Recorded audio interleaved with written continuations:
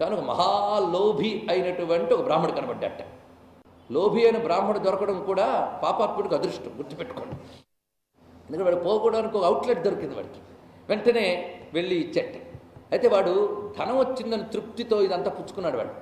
కానీ ఏం వాళ్ళలో వెలిగింది అంటే ఆ బ్రాహ్మణులో పుచ్చుకోవడమే కాకుండా ఏదో బోధ చేద్దాం అనిపించింది. అనిపించి ఒక మాట అన్నాడు, పాపశీలైన దుర్బుద్ధే, వాడి సంబోధన ఇది. ఓ దుర్బుద్ధి, నువ్వెప్పుడూ కూడా జీవితంలో పుణ్యం చేసిన పుణ్యానికి పోలే, పుణ్యం చేసిన పాపానికి పోలేదు అనకూడదు కదా, పుణ్యం చేసిన పుణ్యానికి పోలేదు. ఎప్పుడు త్వయా పాపాని నిర్ఘృణ కృతాన్ని సర్వదా మూఢ నానుతాపం కరోషిచ. నువ్వు దయ లేకుండా పాపాలు చేసావు, పైగా అయ్యో పాపం చేసేనే అనే అనుతాపం కూడా నీకు రాలేదు అన్నాడు. చూడండి, పాపం చేయడం ఒకటి, అయ్యో చేసేనని బాధపడినా కొంత విశేషమే, నీకు అనుతాపం కూడా కలగలేదు. ఇప్పుడు కూడా నువ్వేమిటి డబ్బిచ్చి తీసి పాపం వదిలించుకోవాలనుకున్నావే తప్ప అయ్యో పాపం చేసేనే అనే పశ్చాత్తాపం నీకు కలగలేదే అన్నట్టు ఈ మాట అన్నాడు. పుచ్చుకుని చేత్తో ఈ మాట అన్నాడు. అదొక్కటి మంచి పని చేశాడు. అనగానే ఒక్కసారి ఏడ్చేటండి, వలవల వీడు ఏడ్చి, అహో పాపాని ఘోరాని కృత్యాని మమ యాజ్య. ఇప్పుడు తలంచుకుంటే తెలుస్తుంది, ఎన్ని పాపాలు చేసినప్పుడు తెలియదు, నవ్వుతూ చేసిన దానికి ఏడుస్తూ అనిపించాలంటారే అంటూ తీవ్రంగా ఏడ్చేట. నేనిప్పుడు అన్ని పాపాలు పోగొట్టుగా ఏం చేయాలి, దయచేసి మార్గం చెప్పు అన్నాడండి. అనగానే కొంచెంసేపు ఆలోచించి, పుణ్యక్షేత్రోత్తమే దివ్యే పురాణే వసుధాతలే శ్రీమత్తిల్లవనే యత్ర ప్రనృత్యంబికాపతి. ఆయన కూడా అదే చెప్పాడు, తిలవనానికి వెళ్ళు, అక్కడ అంబికాపతి నృత్యం చేస్తూ ఉంటాడు, అక్కడికి వెళితే ఎలాంటి పాపమైనా దగ్ధమవుతుంది అని చెప్పేటప్పుడు ఈ పశ్చాత్తాపం, అనుతాపం కలిగింది కదా, ఆ అనుతాపం అనే సంస్కారంతో ఇతడు తిన్నగా అక్కడికి చేరుకుని దూరం నుంచే ఈ దివ్యమైన చిదంబర క్షేత్రాన్ని చూసి, ఎంత పాపాత్ముని నేను దీనిలోకి వెళితే దీన్ని నేను పాడు చేసిన వాడిని అవుతానేమో దూరంలోనే ఉన్నట్టు అతడు. పైగా చిత్రం ఏంటంటే కాశీ ఎలా పంచక్రోశ విస్తీర్ణమో చిదంబరం కూడా పంచక్రోశ విస్తీర్ణ క్షేత్రం. అక్కడ పంచాక్షరి పంచక్రోశం ఏమిటో అనుబంధం. మొత్తానికి ఆ పంచక్రోశ విస్తీర్ణమునకు ఇటువైపు అతడుండి దూరే దభ్రస్వాం దృష్ట్వా ప్రణమ్య భూమిదండవత్ యోగినాం భోగినాం నృణాం దత్యా సర్వస్వ మార్జితం. తాను తెచ్చుకున్న డబ్బునంతా కూడా అక్కడికి వచ్చే యోగులు భోగులు ఎవరు కనబడితే వాళ్ళందరికీ ఇస్తూ, తాను మాత్రం ఆ పరమశివుని నిరంతరం ధ్యానిస్తూ, దూరం నుంచి కనబడుతున్న గోపురాలని ప్రాకారాలని పరమశివుని చూస్తూ నిరంతరం ఆ శివనామాన్ని జపిస్తూ అతడు అక్కడే శరీరాన్ని విడిచిపెట్టి దివ్యమైన గతుల్ని పొందాడు సుమా. అయితే ఇతనికి బోధ చేసిన ద్విజుడికి కూడా ఒక పశ్చాత్తాపం కలిగి, వీడికి చెప్పారుగా నేను ఎప్పుడైనా మంచి చేశారా అని బాధ కలిగి వాడు కూడా చిదంబర క్షేత్రాన్ని ఆశ్రయించి అక్కడే వాడు కూడా ముక్తి పొందాడు. విన్నావు కదా నాయన, ఇది చిదంబరం, ఆ తిల్లవనం యొక్క మహిమ.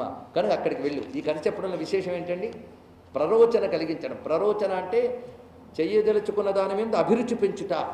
ప్రచోదనం ప్రరోచనం అంటారు దీన్ని. ప్రేరేపించాలి, దాని మీద ఆసక్తి పుట్టించాలి.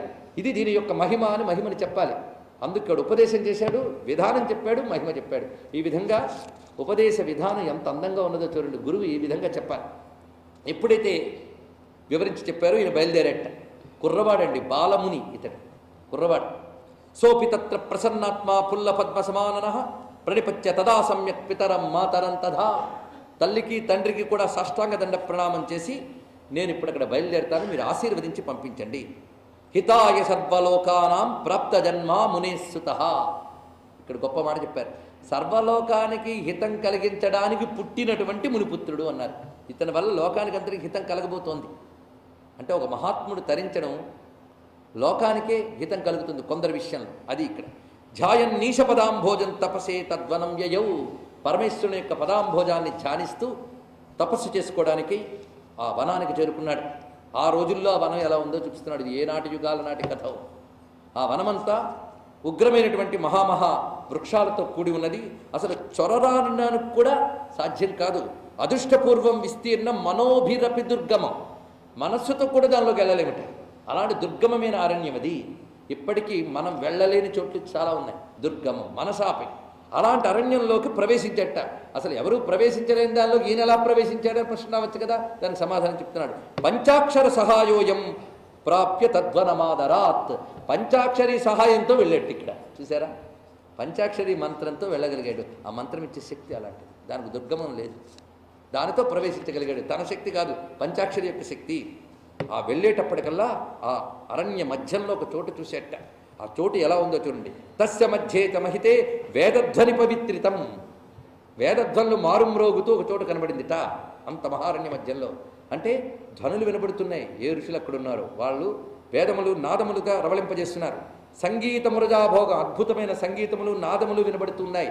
సమస్త ముని సేవితం. అనేక మంది మహర్షులు అక్కడున్నారు. ప్రస్యంత మధుపూర్ణాభి భ్రమరీరమ్య పంక్తిభి చక్కని పువ్వులు వికసించాయి. వాటి చుట్టూ తుమ్మిదలు తిరుగుతున్నాయి. అలాగా ఒక అద్భుతమైనటువంటి స్థానం ఉన్నది. ఆ ప్రక్కన హేమపద్మ తటాకాక్షం, హేమపద్మ తటాకము అని ఒక తీర్థరాజం ఉన్నది. ఆ తీర్థరాజ తీరంలో ఒక చిన్న పురం, అంటే చిన్న స్థానం. పురం దివ్యం సమాలోక్య పరమానంద కారణం మేనేచ శుద్ధమాత్మానం ముదమాప తథాపరం. ఆ హేమపద్మ తటాక తీరంలో, అదే తర్వాత శివగంగగా వ్యాప్తి చెందింది. ఆ తీరంలో ఉన్నటువంటి ఆ చోటును చూడగానే నేను శుద్ధుణ్ణయ్యాను అని భావం కలిగింది అతనికి. మేనేచ శుద్ధమాత్మానం, తాను శుద్ధుణ్ణి అనే భావం కలిగింది. నా పాపములన్నీ కూడా ఇక్కడ వెంటనే నశించిపోయాయి, నేను శుద్ధుణ్ణయ్యాను అంటూ ఆ లోపల చూసేటండి మధ్య భాగంలో. దానికి మళ్ళీ మధ్య భాగంలో శనకైరంతరంగత్వా, దాని లోపలికి ప్రవేశించగానే తత్ర స్థానం దదర్శ సహా, అక్కడ ఒక అద్భుతమైన విషయం గోచరించింది. అదేమిటి అంటే మూలం సమస్త జగతాం మూలస్థానాభిధం పరం. సమస్త జగత్తుకి మూలం గనక దానికి మూలస్థానమని చెప్పబడుతున్నది. ఇప్పటికీ మనకి అక్కడ మూలనాథ లింగం ఉంటుంది చిదంబరంలో. మూలనాథ దీనికి విశేషం ఏంటంటే రాత్రి అర్ధరాత్రి సమయంలో ఈ పృథ్వీ యందున్న సమస్త లింగముల తేజస్సు అందులో ప్రవేశిస్తుందిట. దానికి ఉన్న